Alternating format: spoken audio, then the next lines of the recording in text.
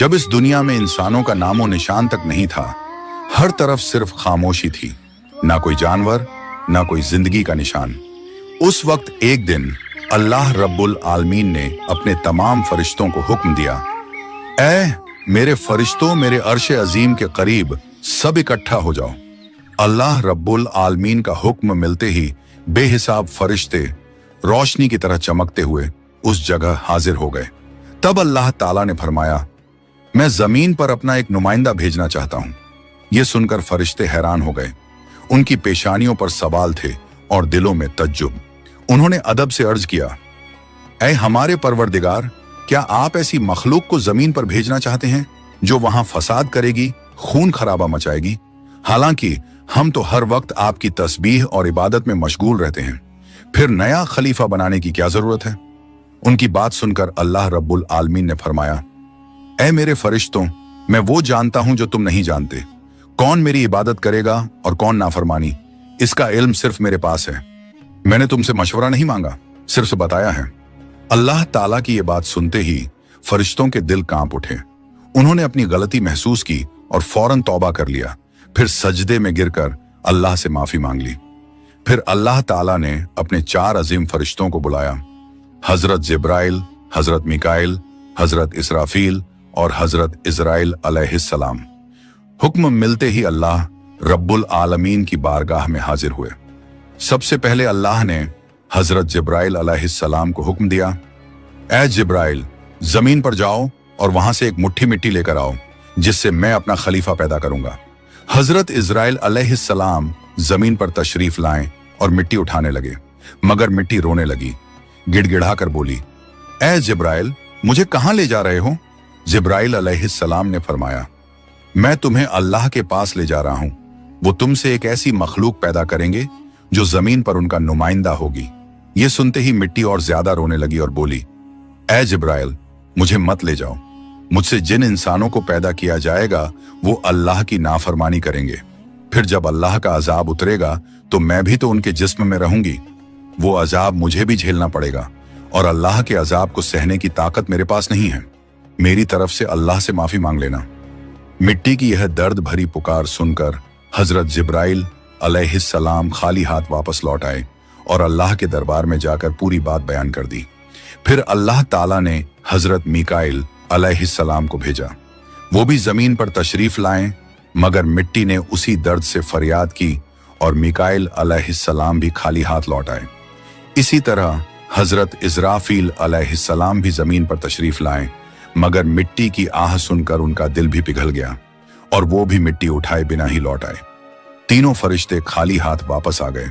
आखिरकार अल्लाह रब्बुल आलमीन ने हजरत इजराइल अलैहिस्सलाम को जमीन पर भेजा।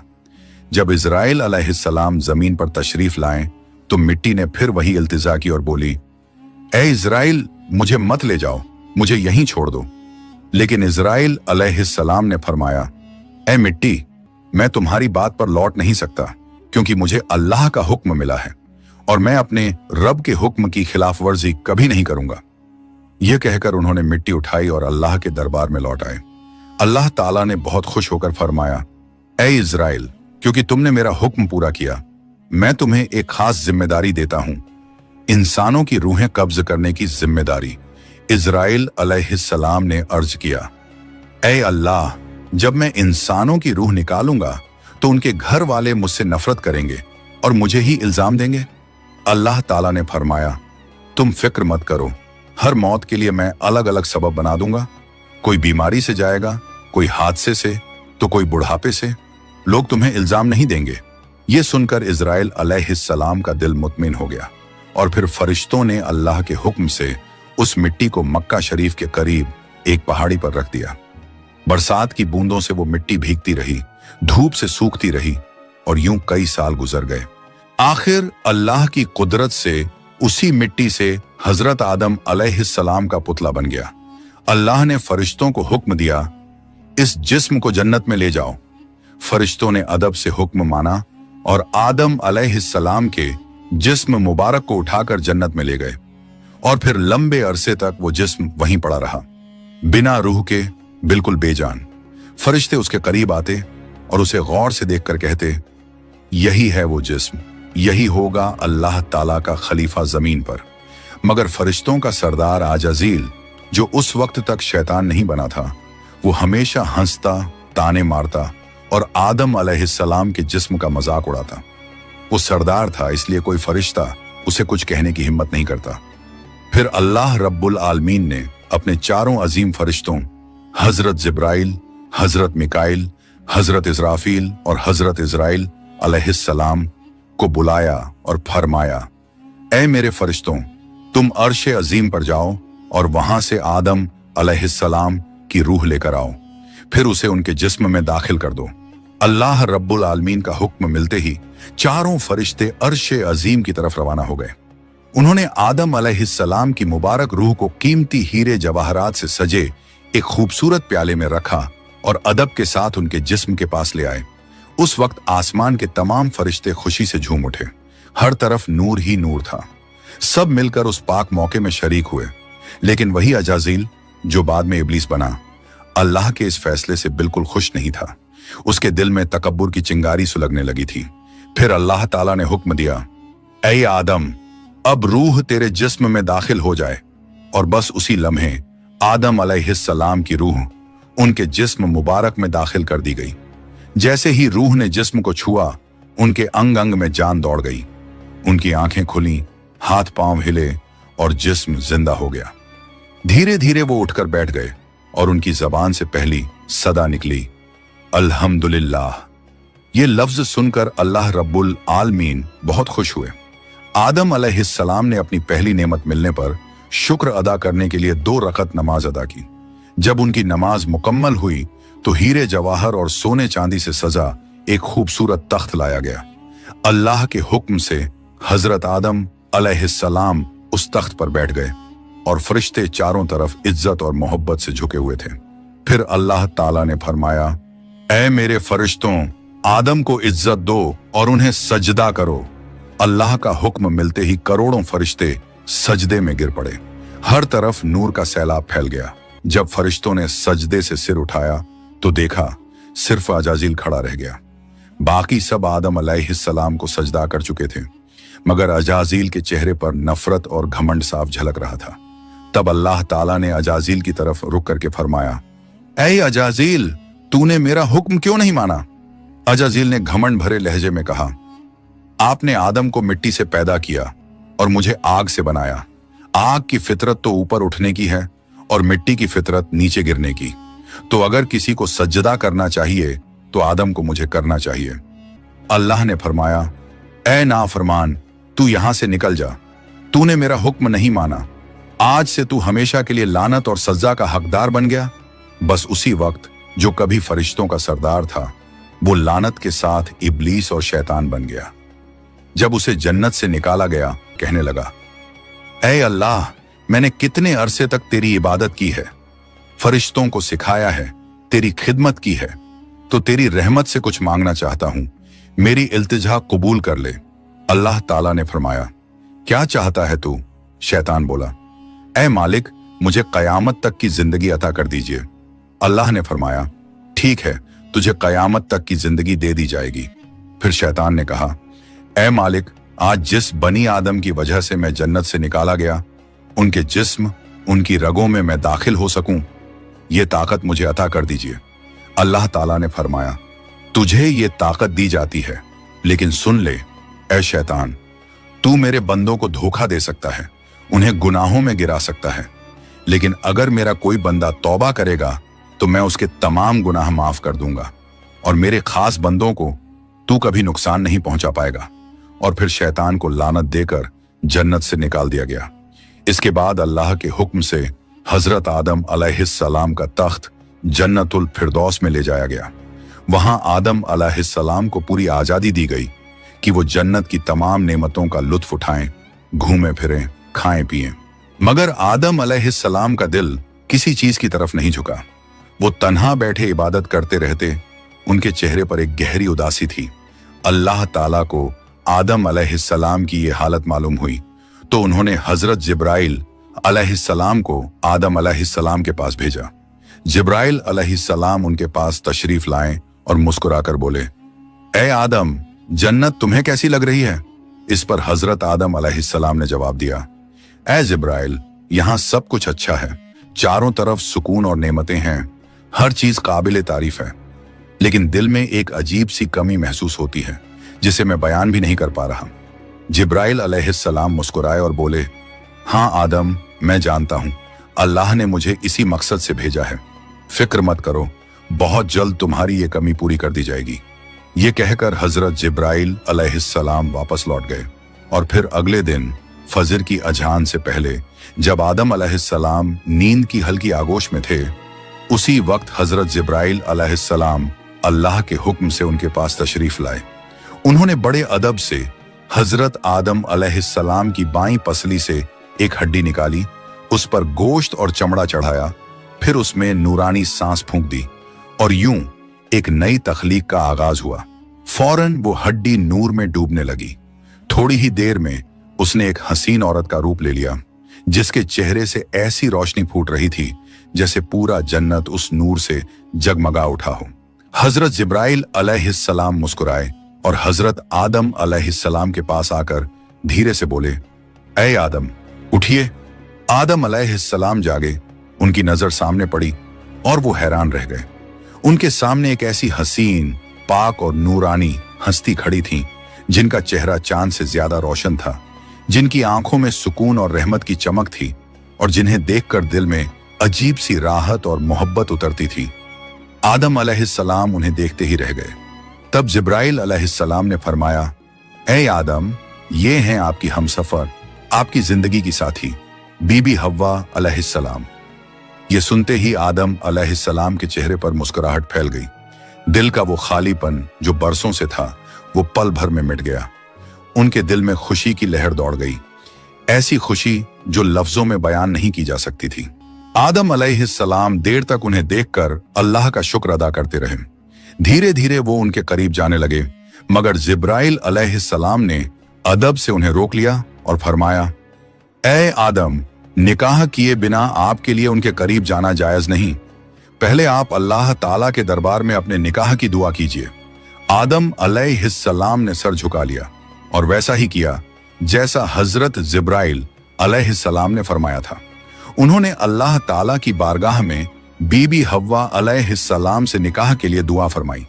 अल्लाह ताला ने उनकी दुआ कबूल फरमाई और इरशाद फरमाया, ऐ आदम, मैंने तुम्हारा और हव्वा का निकाह मुकम्मल कर दिया है, अब तुम अपनी बीवी का मेहर अदा करो। आदम अलैहिस्सलाम ने अदब से पूछा, ऐ मेरे रब, ये मेहर क्या होता है? अल्लाह ताला ने इरशाद फरमाया, ऐ आदम, तुम्हारे निकाह का महर ये होगा कि तुम मेरे प्यारे हबीब हजरत मोहम्मद सल्लल्लाहु अलैहि वसल्लम पर कुछ मर्तबा दरूद भेजो। फिर उन्होंने पूरे इश्क और खुलूस के साथ हुजूर सल्लल्लाहु अलैहि वसल्लम पर कई मर्तबा दरूद शरीफ भेजा। उसी के साथ पहला निकाह मुकम्मल हुआ, जो इंसानी इतिहास का पहला और सबसे पाक निकाह था। अल्लाह ताला ने हजरत आदम और हव्वा अलैहिस्सलाम को खुशी और सुकून के साथ जन्नत में रहने की इजाजत दी और फरमाया, ऐ आदम, सुन लो, जन्नत की सारी नेमतें तुम्हारे और हव्वा के लिए हैं। जो चाहो खाओ पियो और इन रहमतों का लुत्फ उठाओ, लेकिन इस एक पेड़ के पास मत जाना और इसके फल को कभी मत खाना। तफसीरों में आता है कि वो पेड़ गेहूं का पेड़ था। हजरत आदम और हव्वा अलैहिस्सलाम जन्नत में सुकून और मोहब्बत के साथ रहने लगे। हर तरफ नेमतें थीं, हर तरफ रहमत का साया था, लेकिन उधर शैतान को जन्नत से निकाल दिया गया था। वो बाहर बैठा हर पल इसी फिक्र में डूबा रहता, कैसे मैं आदम और हव्वा को बर्बाद कर दूं। उसने अपने पुराने इल्म और दुआएं याद की। वो वही वजीफे और इसमें आजम पढ़ने लगा जिनसे वो जन्नत के दरवाजे तक पहुंच सके। आखिरकार उसकी चालें कामयाब हो गईं। वो जन्नत के दरवाजे के करीब पहुंच गया। वहां उसने देखा जन्नत की दीवार पर एक मोर बैठा है। मोर ने उसे देखा और पूछा, तू कौन है?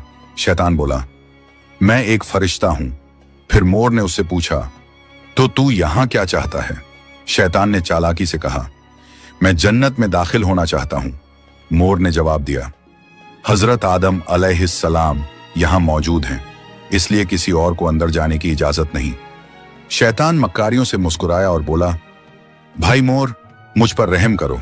अगर तुम मेरी मदद करोगे तो मैं तुम्हें ऐसी दुआएं सिखाऊंगा जो पढ़ने के बाद तुम कभी बूढ़े नहीं होगे, कभी मरोगे नहीं और जन्नत से कभी बाहर नहीं निकाले जाओगे।